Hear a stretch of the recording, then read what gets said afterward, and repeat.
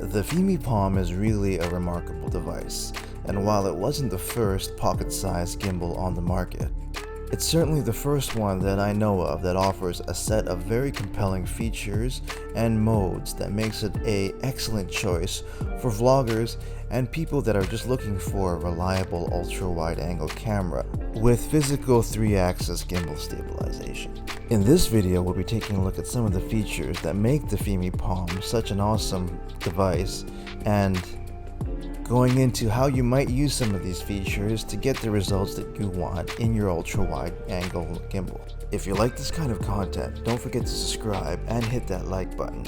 And also, if you have some of your own Fimi Palm experiences, please leave a message down below, as I don't think the Fimi Palm gets as much exposure as some of its previous counterparts from DJI, but it's still a great device nonetheless.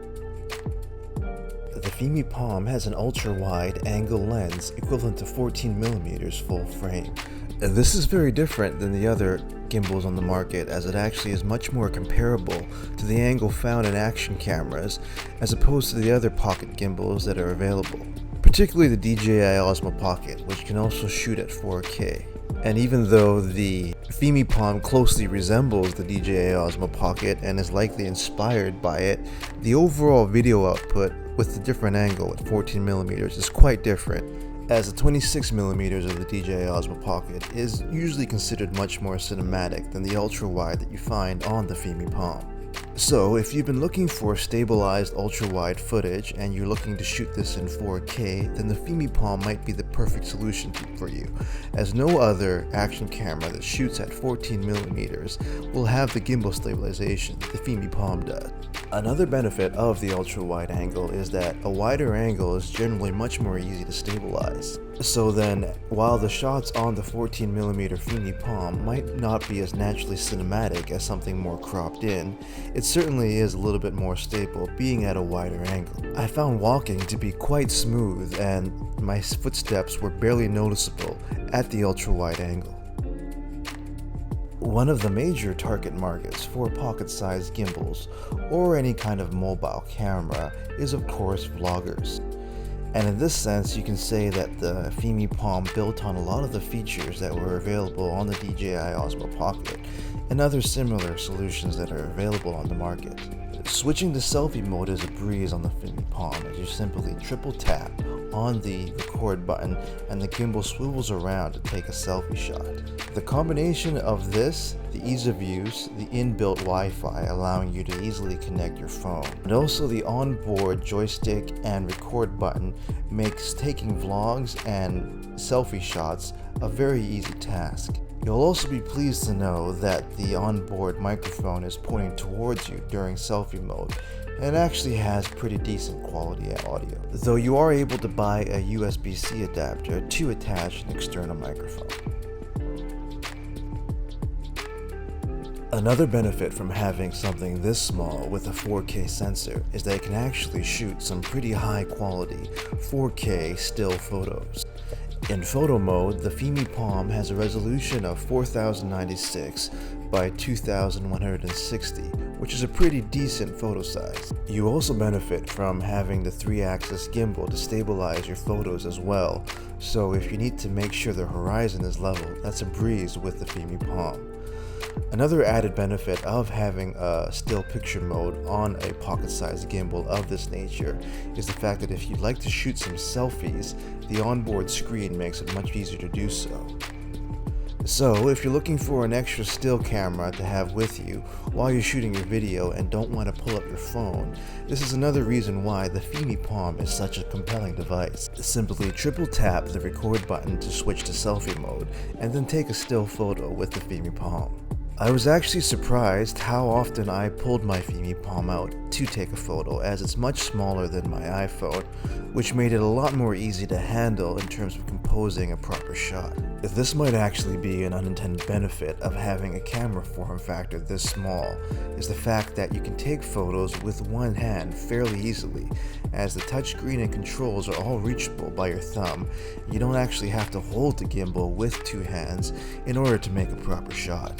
I'm excited to see if on future generations of the Fimi Palm or any other pocket gimbal, if the photo function is further developed just because the form factor is so compelling. While 4K capabilities are certainly becoming a lot more common and widespread these days, it wasn't that long ago where it was slim pickings for cameras that could shoot with 4K at 30 frames per second, particularly ones that could be stabilized with a gimbal. In fact, some of the latest full-size DSLRs from the latest generation aren't actually able to shoot in 4K 30. So, it's quite an amazing feat that any manufacturer, especially Fimi, is able to fit a 4K sensor into a package so small. And I have to say that the 4K capabilities on the Fimi Palm are very satisfactory, as whether or not you like to shoot and edit in 4K, it's always nice to have the option to have 4K, even if you only shoot in HD, as you can always crop down with the extra detail. And of course, it's always nice to have this option in the palm of your hand and in your pocket.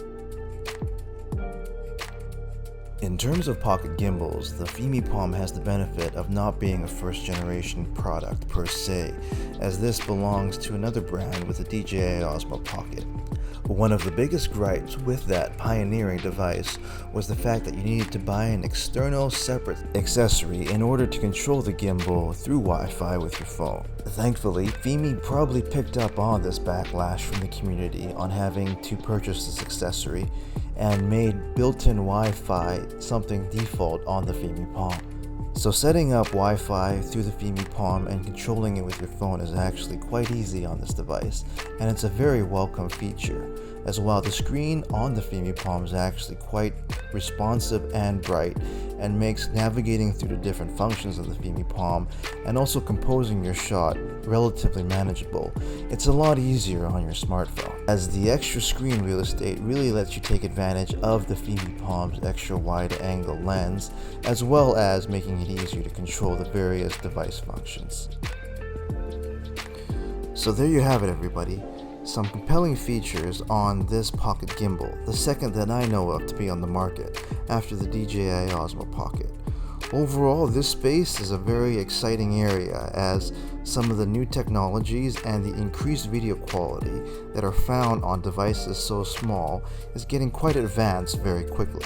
And while the Fimi Palm visually might look like a direct copycat of the DJI Osmo Pocket, the fact that it shoots at such a wider angle and offers several different features not offered on the Osmo Pocket makes it a unique device in its own right. Hopefully it sells, and hopefully Fimi can make a second generation of this product, as I think the base that they have on the first generation here is an excellent starting point. If you like shooting in 4K, or if you like using your smartphone to control your camera, or you like to vlog, then some of the features on the Fimi Palm will definitely be difficult to ignore.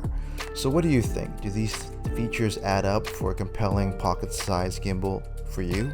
Leave a message down below. Don't forget to subscribe, and thanks for watching.